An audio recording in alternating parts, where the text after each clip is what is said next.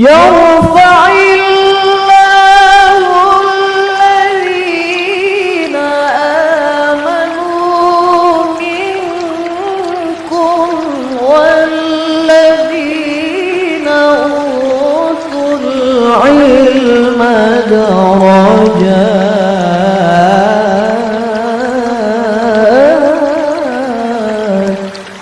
Surah Al-Maidah ayat 25. A'udzu billahi minasy syaithanir rajim. Aku berlindung kepada Allah dari godaan syaitan yang terkutuk. Qala rabbi inni la amliku illa nafsi wa akhi. Dia Musa berkata, "Ya Tuhanku, aku hanya menguasai diriku sendiri dan saudaraku." Qala rabbi inni la amliku illa nafsi wa akhi. Dia Musa berkata, "Ya Tuhanku, aku hanya menguasai diriku sendiri dan saudaraku." Qala rabbi inni la amliku illa nafsi wa akhi. Dia Musa berkata, "Ya Tuhanku, aku hanya menguasai diriku sendiri dan saudaraku." Fafruq bainana wa bainal qaumil fasiqin. Sebab itu pisahkanlah antara kami dengan orang-orang yang fasik itu. Fafruq bainana wa bainal qaumil fasiqin. Sebab itu pisahkanlah antara kami dengan orang-orang yang fasik itu. Fafruq bainana wa bainal qaumil fasiqin. Sebab itu pisahkanlah antara kami dengan orang-orang yang fasik itu. Sekarang kita terjemahkan kata per kata. Qala, ya, telah berkata. Siapa yang berkata ini? Musa. Musa berkata. Berkata bagaimana? Rabbi, ya Tuhanku, atau ya Tuhan. Ini sesungguhnya, karena ninya panjang jadi ada akunya. Sesungguhnya aku, ya. Ini sesungguhnya aku. La, tidak. Amliku, ya, menguasai, memiliki juga boleh, ya. Amliku ini karena bentuknya ini fi'il mudhari', jadi terus menerus berlangsung. Jadi berlangsung terus, tidak akan pernah menguasai. Illa, kecuali. Nafsi, diriku. Wa akhi, ya saudara laki-lakiku, ya saudaraku. Saudara kandung maksudnya, ya. Fafruq, maka bedakanlah. Ya, maka bedakanlah, bentuknya fi'il amr. Fafruq, maka bedakanlah, maka pisahkanlah olehmu, wahai satu orang laki-laki. Maksudnya ke siapa ini maksudnya? Maksudnya ini berdoa kan? Berdoa kepada Rob. Rob itu, Rob yang esa maksudnya. Makanya disebut satu. Maka bukan berarti Allah itu laki-laki ya maksudnya. Maksudnya ini jenis katanya, jenis perkataannya.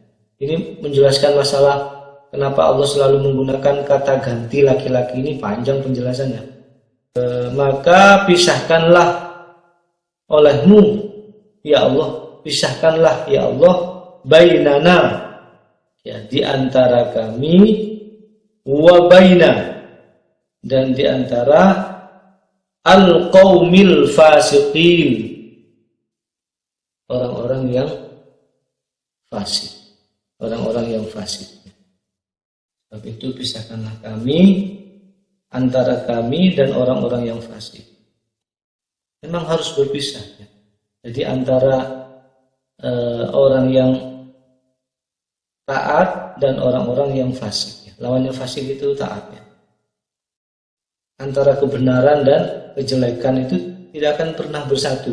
Jadi benar ini doanya Musa ini. Bisa dipakai berdoa ini kalau sholat ya. Fafruq bainana wa bainal qaumil fasiqin. Ya bahkan diri kita sendiri kita nggak ikut punya, nggak bisa menguasai diri kita. Fafruq bainana wa bainal qaumil fasiqin. Maka pisahkanlah antara kami dan orang-orang yang fasik itu. Maksudnya siapa? Kaumnya Nabi Musa. Baik, kita lanjutkan ke tafsir. Bagian yang pertama adalah qala, dia telah berkata. Maksudnya adalah Nabi Musa. Musa kemarin udah kita dengerin sama-sama dari semenjak hamilnya sampai dia menjadi anak asuhnya Fir'aun. Nah, sekarang kita lanjutkan. Musa ini setelah dewasa, dia menjadi seorang yang kuat dan pemberani. Didikannya adalah didikan kerajaan, didikan dari bangsawan. Pada suatu ketika, dia sedang berjalan-jalan di sebuah kota di Mesir. Kemudian dia melihat ada dua orang yang sedang bertikai. Salah satunya berasal dari suku dia sendiri, yaitu suku Bani Israel. Kemudian yang satunya lagi berasal dari bangsa Kipti, dari suku Kipti, yaitu bangsa Mesir. Jadi orang Mesir bertikai dengan Bani Israel. Kemudian ketika melihat Musa, maka orang Bani Israel yang bertikai ini meminta bantuan kepada Musa. Nah, kan kelihatan itu kalau satu suku itu kan paling tidak kelihatan beda, ya kan? Paling tidak kelihatan. Kalau di sini ada orang dari suku lain, atau orang Jawa dengan orang Papua misalnya, ya kan kelihatan itu sesama suku. Nah, biasanya cenderung minta tolong gitu kan. Nah, ini sama yang dialami Musa ini. Nah, ketika orang Israel yang bertikai ini melihat Musa, maka dia memanggil Musa dan meminta bantuan. Kemudian Musa menghampiri kedua orang itu dan berusaha mencegah agar nggak bertikai, agar tidak bertikai. Nah, namanya orang asli ya, orang asli penduduk di situ, penduduk Mesir, kan cenderung lebih ini kan, cenderung rata-rata kalau kesukuan itu ada lah. Terus gak usah jauh-jauh, orang dari Malang sama ke Surabaya, Arema di Surabaya. Kemudian mau berbuat macam-macam itu di Surabaya, Arema itu berbuat macam-macam. Oh kan, ojo macam-macam lo yo, kan gitu. Bolone lo akeh kan, bonek gitu kan. Pas ada di Surabaya, diantemi kan gitu. Nah, ini sama ini. Israel itu adalah penduduk pendatang di bangsa Mesir, atau di suku Kipti itu sebagai pendatang. Kipti itu penduduk asli Mesir ya. Nah, karena dia merasa berani, karena dia merasa penduduk asli di situ. Nah, kemudian sama Musa ini berusaha dicegah bangsa Kipti ini agar tidak melakukan kedoliman terhadap Bani Israel. Kalau Musa ini nggak bela siapa-siapa, gitu. Tapi kalau melihat ada seseorang mau didolimi, ya udah dicegah gitu. Karena mungkin ya bisa dikatakan emosi lah.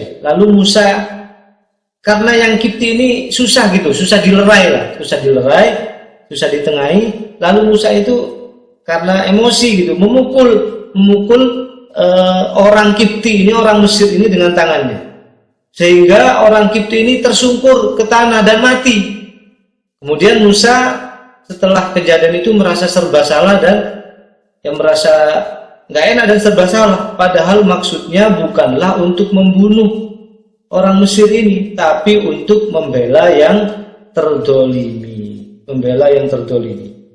Kemudian Nabi Musa menjadi sedih dan meminta ampunan kepada Allah. Bisa dilihat di surah Al-Qasas ayat 16. Qala rabbi inni zalamtu nafsi faghfirli. Ya Tuhanku, sesungguhnya aku telah dolim kepada diriku sendiri. Sesungguhnya aku telah mendolimi diriku sendiri, maka ampunilah aku, kata Nabi Musa. Berita itu pun akhirnya tersebar meluas, dan orang-orang Mesir pun mencari-cari siapa pembunuh orang ini untuk menghukumnya, untuk menghukum pembunuh itu. Namun mereka tidak pernah mengetahuinya. Hingga suatu ketika pada saat Musa berjalan-jalan di kota itu lagi, dia menjumpai Bani Israel yang dulu dijumpainya lagi bertikai itu, sekarang dijumpai lagi, bertikai lagi, bertengkar lagi dengan orang Mesir. Jadi Musa ini menjumpai orang Bani Israel yang pernah dibelanya dulu, bertengkar lagi. Nah, ketika Musa datang, orang Bani Israel ini meminta bantuan lagi kepadanya. Tapi kali ini Musa marah kepada orang Bani Israel ini. Iki ancane watak ini, biyen bertengkar gitu lagi, sekarang minta bantuan lagi, hobi gitu. Musa ini kemudian maju untuk melerai pertikaian tersebut. Nah, tapi sebelum melerai, Musa itu marah kepada Bani Israel itu.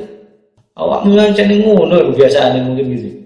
Kemudian orang Bani Israel ini menyangka bahwa Musa datang untuk memukulnya dan dikira marah kepadanya dan memukul juga. Nah, wedi Bani Israel wedi, kok aku ditonjok mati sisan aku koyo orang Mesir yang dulu. Maka dia mengatakan, Bani Israel ini mengatakan, wahai Musa, apakah kamu mau membunuhku sebagaimana kemarin kamu telah membunuh orang Mesir? Nah, ini Bani Israel mengatakan begitu. Nah, mendengar kata-kata itu, maka orang Mesir yang lagi bertikai dengan Bani Israel ini menjadi tahu bahwa yang membunuh orang Kipti, orang Mesir yang dulu yang dicari-cari itu adalah Musa ternyata. Menjadi tahu. Maka setelah itu Fir'aun dan tentaranya menjadi tahu dan mulai berpikir tentang hukuman apa yang harus ditimpakan kepada Musa. Lalu ada seorang yang datang kepada Musa menasehatinya agar dia pergi jauh dari negeri Mesir. Nah, orang ini dikatakan dalam satu riwayat adalah berasal dari keluarga Fir'aun yang beriman. Jadi orang dari keluarga Fir'aun tapi baik, menasihati Musa agar pergi dari Mesir. Kalau tidak dia akan dihukum mati. Musa akhirnya pergi dari Mesir dalam keadaan yang takut jikalau ada yang menangkapnya sambil berdoa, Rabbi najjini minal qaumil zalimin. Ya Tuhanku, selamatkan aku dari orang-orang yang zalim itu. Itu sepenggal kisah yang melanjutkan kisah kita tentang Nabi Musa minggu lalu. Bagian selanjutnya dari tafsir ini adalah bagian yang kedua, Rabbi inni la amliku illa nafsi wa akhi. Ya Tuhanku, sesungguhnya aku tidak menguasai kecuali diriku sendiri dan saudaraku. Dari tafsir Ibnu Katsir, yang dimaksud adalah tidak ada seorang pun dari mereka yang taat kepadaku. Maksudnya dari Bani Israel. Gak ada seorang pun ternyata dari Bani Israel ini yang taat kepadaku, kata Musa. Lalu mau mengerjakan perintahmu dan memenuhi apa yang aku serukan, kecuali hanya aku dan saudaraku saja, yaitu Nabi Harun. Rabbi inni la amliku illa nafsi wa akhi.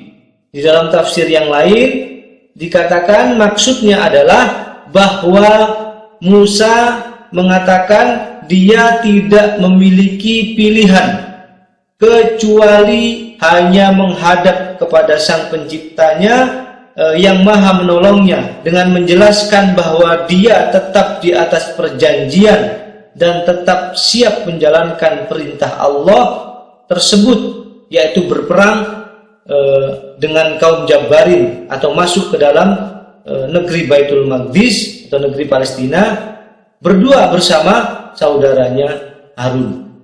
Itu maksudnya. Meskipun umatnya nggak mau, sudah kami tetap siap ya Allah bersama saudaraku untuk berperang mengusir kaum raksasa itu. Itu maksud dari penggalan yang kedua ini di tafsir yang lain. Rabbi inni la amliku illa nafsi wa akhi. Maksudnya adalah bahwa Musa curhat kepada Allah karena telah putus asa di dalam mendakwahi kaumnya. Telah putus asa mengajak mereka untuk melaksanakan perintah Allah, dalam artian bahwa Bani Israel ini telah keluar dari ketaatan kepada nabi mereka. Ini di dalam tafsir yang lain. Rabbi inni la amliku illa nafsi wa akhi. Maksudnya adalah bahwa kami tidak berkuasa melawan mereka. Kami tidak mempunyai kekuasaan melawan mereka, yaitu kaum Jabbarin, dan aku tidak kuat menghadapi mereka. Rabbi inni la amliku illa nafsi wa akhi. Maksudnya adalah kami tidak sanggup memerangi mereka, hanya berdua saja dengan Harun, dan kami tidak mampu memaksa mereka berjuang, berperang bersama, yaitu Bani Israel maksudnya. Itulah mungkin tafsir-tafsir dari bagian yang kedua ya. Rabbi inni la amliku illa nafsi wa akhi. Bagian yang ketiga atau bagian yang terakhir dari tafsir ini adalah fafruq bainana wa bainal qaumil fasiqin. Maka pisahkan, maka bedakan antara kami dan orang-orang yang fasik ini.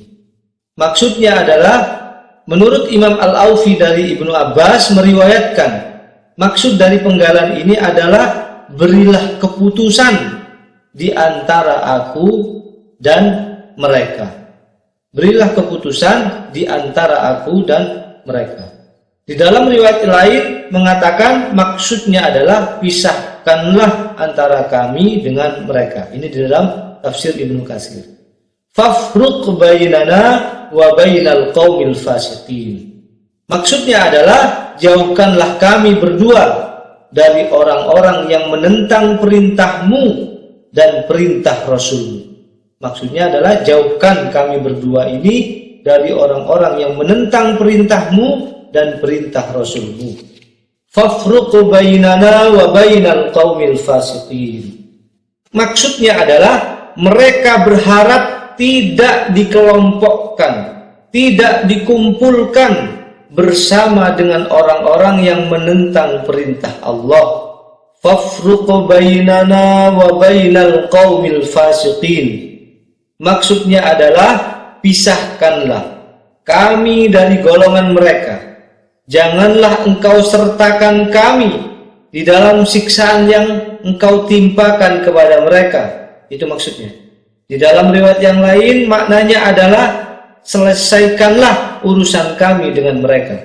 Fafruq bainana wa bainal qaumil fasiqin. Maksudnya adalah memisahkan diri dari kelompok orang-orang yang durhaka. Karena hal ini harus menjadi kebiasaan dan karakter orang-orang yang baik. Jadi memisahkan diri dari kelompok orang-orang yang durhaka ini harus menjadi kebiasaan dan harus menjadi karakter orang-orang yang taat atau orang-orang yang baik. Karena teman atau kelompok yang buruk adalah seperti pandai besi, orang tukang las ya, seperti orang tukang las. Jika engkau bersamanya, bisa jadi akan membakar pakaianmu atau minimal engkau akan mendapatkan bau yang tidak sedap darinya. fafruq bainana wa bainal qaumil fasiqin. Maksudnya adalah untuk menolong agamamu, maka pisahkanlah antara kami dengan orang-orang yang fasik itu, yaitu orang-orang yang keluar atau tidak mau taat kepadamu. Fafruq bainana wa bainal qaumil fasiqin. Maksudnya adalah putuskanlah hukumanmu di antara kami. Engkau turunkan kepada mereka hukuman yang sesuai dengan hikmahmu. Hal ini untuk menunjukkan bahwa ucapan mereka dan perbuatan mereka termasuk perilaku dosa besar yang membuat mereka menjadi fasik. Inilah tafsir dari surah Al-Maidah ayat 25. Berikutnya langsung kita lanjutkan dengan ibrah. Pelajaran apa yang bisa kita ambil dari surah Al-Maidah ayat 25 ini? Kita ingat-ingat dulu sebelum masuk kepada ibrah, kita urut dari awal. Yang pertama, Bani Israel ini ketika dikejar-kejar oleh Fir'aun, mereka diselamatkan oleh Allah, bisa menyeberang di Laut Merah, dan Fir'aun menjadi binasa dengan asbab itu. Kemudian di ayat yang 20, ini kan paketnya 20-26 ya. Kita ingat-ingat lagi 20 apa isinya, yaitu tentang perintah Allah untuk agar Bani Israel ini tidak kufur terhadap nikmat yang sudah diberikan Allah. Perintah untuk syukur nikmat. Ayat 21-nya perintah untuk berjihad. Ayat 22-nya mereka mengutarakan alasan bahwa di dalam wilayah itu banyak raksasanya. Kemudian di ayat 23-nya mereka dimotivasi dan mendapatkan jaminan kemenangan, dimotivasi oleh Nabi Yusa dan Khalid bin Yufana. Kemudian di ayat 24 minggu lalu apa?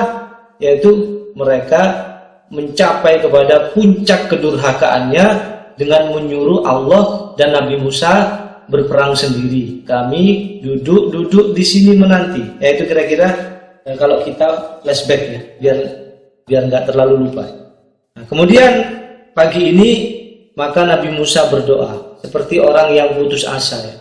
Sudah dengan berbagai cara tetap saja seperti ini Bani Israel ini ya. Maka Nabi Musa berdoa kepada Allah, sesungguhnya aku tidak menguasai siapapun kecuali hanya diriku sendiri dan saudaraku, kata Nabi Musa. Oleh karena itu pisahkanlah antara kami dan dengan orang-orang yang fasik ini. Luar biasa kesabaran Nabi Musa, ujiannya dari atas, dari Raja Fir'aun yang kita kenal kesombongannya, dan dari bawah, dari umatnya yang sangat durhaka kepadanya dan kepada Allah. Ujiannya luar biasa. Makanya Nabi Musa ini masuk ke dalam golongan ulul asmi, yang Nabi yang luar biasa kesabarannya, dakwah lama dengan semangat yang luar biasa, pengikutnya bisa dikatakan bisa dihitung jari ya. Bisa dihitung jari. Apa ibrah yang pertama? Apa pelajaran yang pertama yang bisa kita ambil dari ayat ini? Bahwa hidayah itu hanya milik Allah. Hidayah itu hanyalah milik Allah. Seberapapun keras perjuangannya, seberapapun keras berdakwahnya, Nabi Musa tetap saja tidak bisa memberikan hidayah agar mereka Bani Israel ini bisa menjadi kaum yang taat. Hidayah itu adalah hanya milik Allah. Bisa dibaca di surah Al-Qasas ayat 56. A'udzu billahi minasyaitonir rajim. Innaka la tahdi man ahbabta, walakinnallaha yahdi man yasha wa huwa a'lamu bil muhtadin. Innaka la tahdi man ahbabta. Sesungguhnya kamu tidak bisa memberikan hidayah meskipun kepada orang yang kamu cintai, meskipun kepada orang yang kamu senangi. Walakinnallaha yahdi man yasha. Akan tetapi hidayah itu adalah milikku, kata Allah. Hidayah itu akan tetapi Allah yang memberikan hidayah kepada orang yang dia ingini, kepada orang yang dia kehendaki. Hanya Allah yang bisa memberikan hidayah. Berdakwah sekeras apapun tetap saja tidak bisa memberikan hidayah. Kita tugasnya hanya mengingatkan, kita hanya tugasnya menyampaikan. Allah lah yang memberikan hidayah. Doakan supaya orang yang kita cintai, masyarakat yang kita cintai itu menjadi orang-orang yang taat kepada Allah. Sampaikan, doakan, selesai. Ingatkan agar saling mengingatkan. Itu adalah kewajiban kita agar menjadi orang-orang yang taat. Masalah mereka menjadi orang yang taat atau menjadi orang yang durhaka, itu adalah pilihan mereka sendiri, bukan urusan kita. Sekali lagi, bukan urusan kita agar mereka menjadi baik, meskipun itu keluarga kita sendiri. Kita ingat kisahnya Nabi Nuh. Coba, Nabi Nuh luar biasa kesabarannya, termasuk ulul asmi juga. Istrinya, anaknya adalah menjadi orang-orang yang tidak taat kepada Allah dan Rasulnya. Ya, sampai keluarganya tidak bisa kita memberikan hidayah. Wa huwa a'lamu bil muhtadin. Dan dia Allah maha mengetahui dengan orang-orang yang akan diberikan hidayah. Maksudnya apa? Allah lebih tahu siapa yang pantas untuk mendapatkan hidayah. Tugas dan kewajiban kita hanyalah menyampaikan kebenaran, mengingatkan dalam kebaikan, melakukan amar ma'ruf nahi mungkar. Sekali lagi, hanya menyampaikan, mengingatkan. Bukan apa? Bukan merubah. Ingat-ingat, tugas kita itu bukan merubah. Tugas kita hanya sampaikan. Masalah dia mau berbuat baik, meninggalkan yang tidak baik, itu bukan urusan kita. Ketika kita menyampaikan, terus orang yang kita sampaikan itu tidak berubah, terus kita kecewa, nah inilah kita sudah keterlaluan. Kita sudah keterlaluan, karena apa?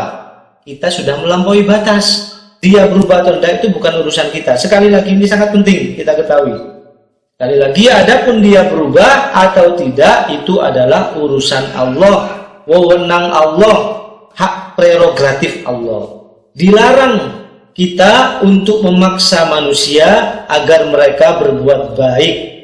Ingat-ingat, sekali lagi, memaksa manusia agar berbuat baik itu adalah dilarang, haram hukumnya. Ya, makanya tidak ada paksaan dalam berbuat baik.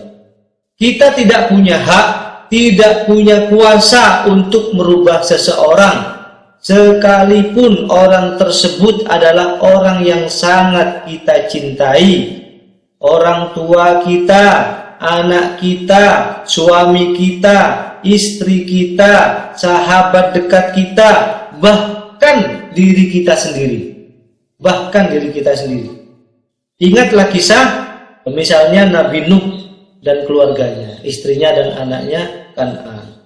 Kemudian Nabi Ibrahim. Nabi Ibrahim juga dan keluarganya. Siapa yang tidak mau taat kepada Allah dan Rasulnya pada masa Nabi Ibrahim ini? Dari keluarganya sendiri, yaitu ayahnya. Ya, dalam satu riwayat itu adalah ayahnya. Kemudian Nabi Musa dan kaumnya. Ya, Nabi Musa dan kaumnya yang kita bahas sekarang.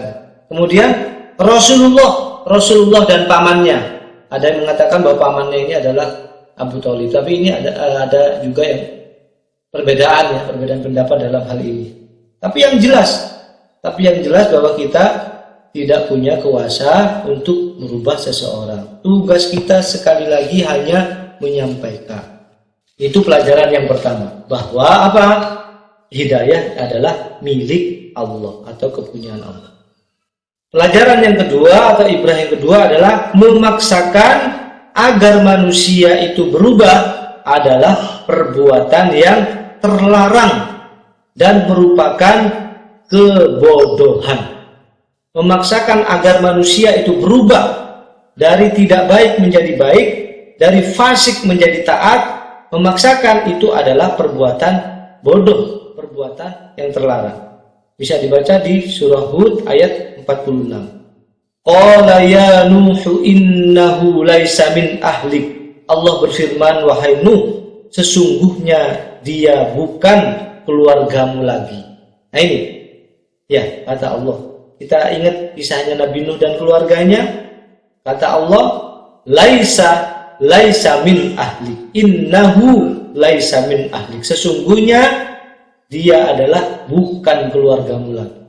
Meskipun secara biologis dia adalah anaknya, tapi kata Allah, sesungguhnya dia adalah musuhmu. Sesungguhnya dia bukan keluargamu. Innahu amalun ghairu shalih, fala tas'alni ma laisa laka bihi ilmun. Sesungguhnya perbuatannya adalah perbuatan yang tidak baik. Sebab itu janganlah kamu meminta kepadaku sesuatu yang tidak kamu ketahui hakikatnya. Janganlah meminta kepadaku sesuatu yang kamu tidak ketahui hakikatnya.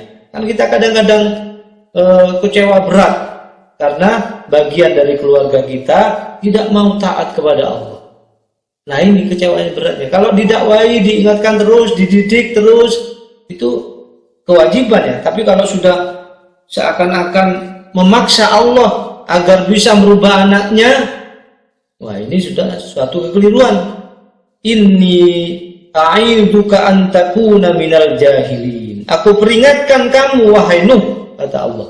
Aku peringatkan kamu agar kamu tidak menjadi orang-orang yang bodoh atau tidak punya pengetahuan. Nah ini, memaksakan agar manusia itu berubah adalah terlarang dan itu adalah kebodohan. Yang ketiga, ibrah yang ketiga adalah takutlah, resahlah, khawatirlah, atau berintrospeksilah, serta bermuhasabahlah. Jangan-jangan kita ini bukan bagian dari orang yang dikehendaki Allah untuk mendapatkan hidayah. Nah ini yang harus kita risaukan. Kalau kita memaksakan orang lain agar dia bisa menjadi orang baik, itu kan terlarang. Nggak usah risau dengan itu. Itu adalah urusan pihak lain. Dalam arti urusan siapa? Urusannya Allah. Yang harus kita risaukan adalah, yang harus kita muhasabah, ya harus kita hitung-hitung adalah khawatirlah. Jangan-jangan kita ini adalah bukan bagian dari orang yang dikehendaki Allah untuk mendapatkan hidayah. Jangan-jangan kita ini bukan termasuk golongan orang-orang yang selamat. Hasibu anfusakum qabla an tuhasabu. Hitunglah diri kalian sebelum kalian nanti dihitung sama Allah. Teruslah berhitung, teruslah bermuhasabah, teruslah berintrospeksi tentang diri kita sendiri. Jangan sibuk menghitung kesalahan orang lain, jangan sibuk menghitung kejelekan orang lain. Kesalahan atau kejelekan orang lain adalah bukan urusan kita, tapi urusannya dia sendiri dengan Allah. Banyak-banyaklah kita mohon ampun kepada Allah, banyak-banyaklah mohon rahmatnya, agar kita adalah termasuk bagian dari hamba-hambanya yang dimudahkan mendapatkan hidayahnya, termasuk ke dalam hambanya yang mudah diingatkan di dalam kebaikan dan kebenaran. Begitu juga dengan orang-orang yang kita sayangi dan kita cintai karena Allah.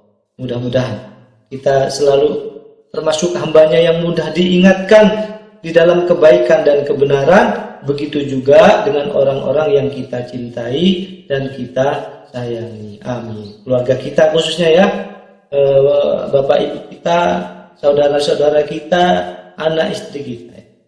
Di dalam hadis riwayat Muslim dari Abu Hurairah, barang siapa yang mengajak kepada kebaikan atau kepada hidayah, maka ia akan mendapatkan pahala seperti atau sebanyak pahala orang-orang yang mengikutinya tanpa mengurangi pahala mereka sedikit pun. Tapi barang siapa yang mengajak kepada kesesatan dan kejelekan, maka ia akan mendapatkan dosa sebanyak orang-orang yang mengikutinya tanpa mengurangi dosa mereka sedikit pun. Hati-hati, kita nyebarkan kebaikan, kita akan dapatkan pahala terus selama orang itu mengerjakan kebaikan yang kita sampaikan. Tapi kita menyampaikan kejelekan, sama akan mendapatkan dosa seperti orang-orang yang mengikutinya tanpa mengurangi dosa mereka sedikit pun. Itu yang kedua. Jadi resahlah, jangan-jangan kita ini bukan golongan orang-orang yang mudah diingatkan. Yang keempat adalah hanya Allah yang berkuasa menyelamatkan atau menyesatkan. Hanya Allah yang punya kuasa itu. Kita nggak bisa menyelamatkan seseorang atau menyesatkan seseorang, nggak bisa. Bisa dilihat di surah Az-Zumar ayat 36-37. Wa may yudlilillahu fama lahu min had. Barang siapa yang disesatkan oleh Allah, maka tak seorang pun yang bisa memberinya hidayah, atau tak seorang pun yang bisa menunjukkannya kepada jalan keselamatan. Wa may yahdillahu fama lahu min mudil. Dan barang siapa yang diberi petunjuk oleh Allah, barang siapa yang diberi atau dikehendaki selamat oleh Allah, maka tak seorang pun yang bisa menyesatkannya, tak seorang pun yang bisa menyelamatkannya. Ya, meskipun seluruh dunia ini bersatu, kalau sudah mau dicelakakan sama Allah, mau disesatkan sama Allah, tak ada seorang pun yang bisa menyelamatkannya. Demikian juga sebaliknya. Alaihissallahu bi'azizin dintiqam. Allah Maha Perkasa, tak seorang pun yang dapat mengalahkannya. Maha membalas siapa saja yang kufur dan siapa saja yang mendurhakainya. Mungkin serupa juga dengan ini ya, pembuka kalau kita mau kajian, may yahdillahu fala mudhillalah wa may yudlil fala hadiyalah. Yang kelima, ibrahnya adalah tentang syariat untuk menjauhi orang-orang yang fasik. Ya, tadi kan ada bagian fafruq bainana wa bainal qaumil fasiqin. Pisahkan antara kami dengan orang-orang yang fasik. Atau maksudnya adalah tidak berteman dengan orang-orang yang fasik. Apa itu fasik? Fasik itu maksudnya adalah keluar dari ketaatan. Ya, bisa munafik, bisa kafir, pelaku dosa besar dan tidak bertaubat, atau pelaku dosa kecil yang terus-menerus. Itu fasik. Sebenarnya sangat mudah untuk mengetahui seperti apa diri kita ini. Ya, seperti apa cerminan diri kita ini. Soalnya kita ini rata-rata ya, bahkan kita semua pada umumnya itu sangat susah melihat diri kita sendiri. Betul enggak? Sangat susah melihat diri kita sendiri. Diri kita itu seakan-akan benar terus kan gitu. Kelompok ini atau diri kita merasa benar, yang lawan kita selalu merasa benar. Nggak ada yang pernah merasa salah itu. Pada umumnya kayak gitu. Masing-masing merasa benar. Yang kelompok juga gitu. Kelompok ini merasa benar, kelompok yang lain juga merasa benar. Kan gitu.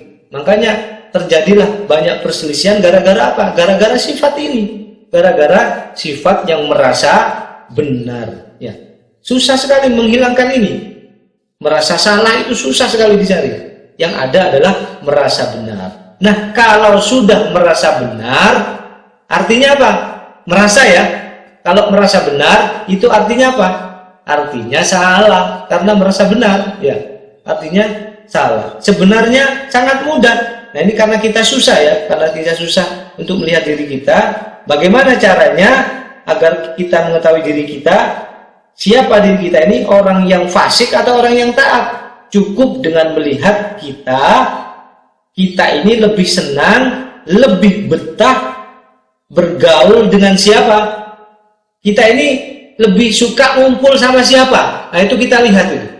Kita ini sehari-hari atau ya sehari-hari lah, kebanyakan ngumpulnya sama siapa?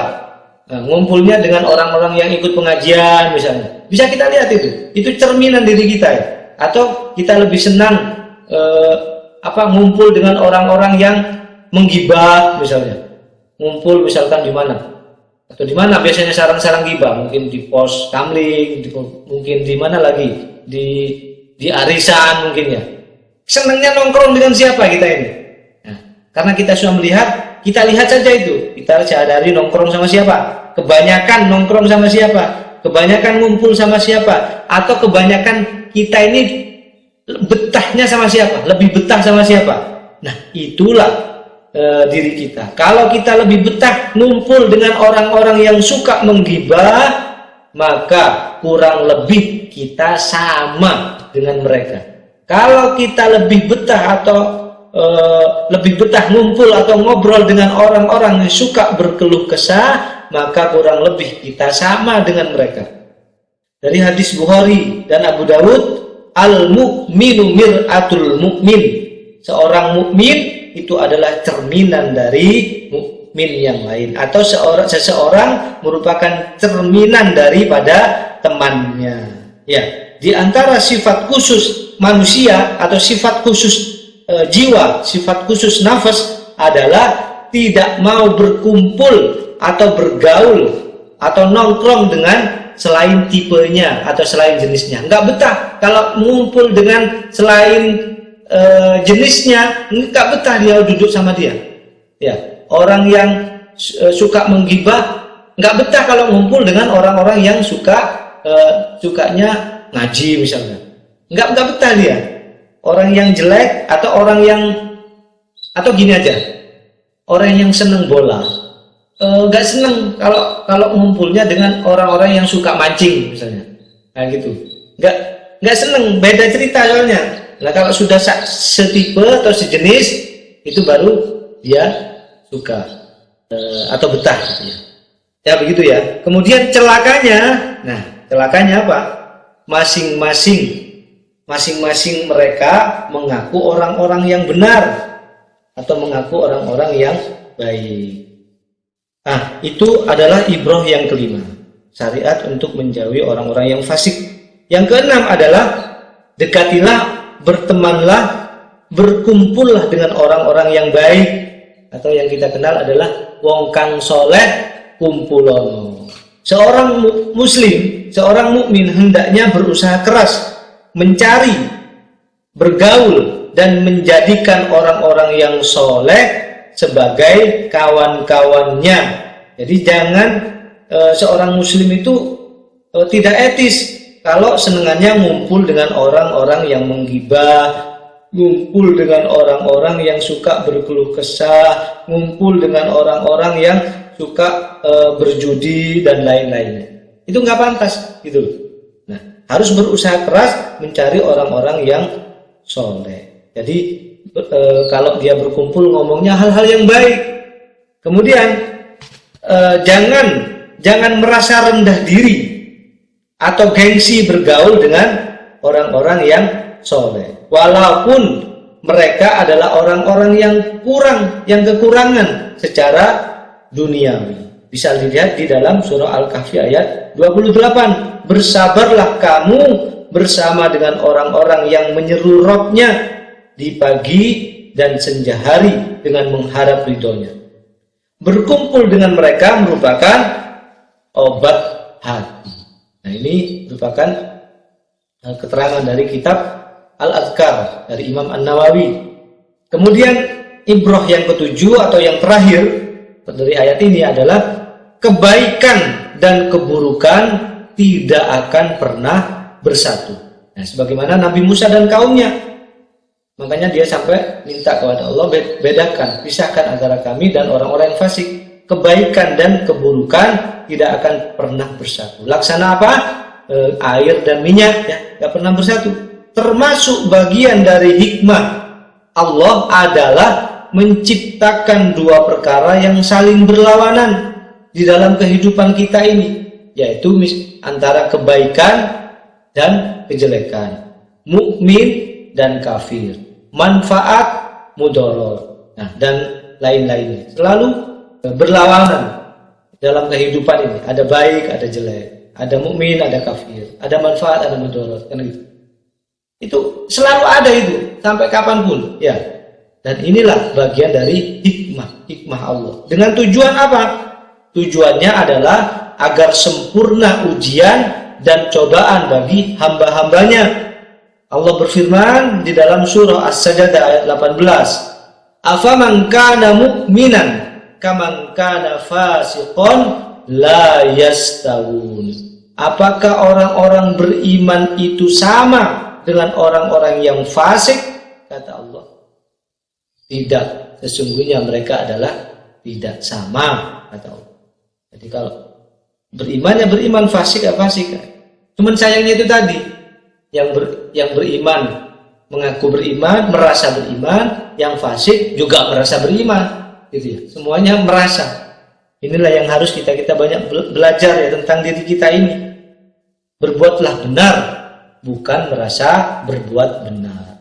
Dunia ini adalah panggung pertarungan yang abadi. Di dalamnya bercokol dua kekuatan yang berusaha saling mengalahkan. Ada kekuatan kebaikan yang diusung oleh barisan orang-orang yang taat, dan pada waktu yang sama ada parade keburukan yang didukung oleh manusia-manusia yang ingkar. Ada jalan kebaikan yang terjal dan sulit namun berujung kepada keselamatan.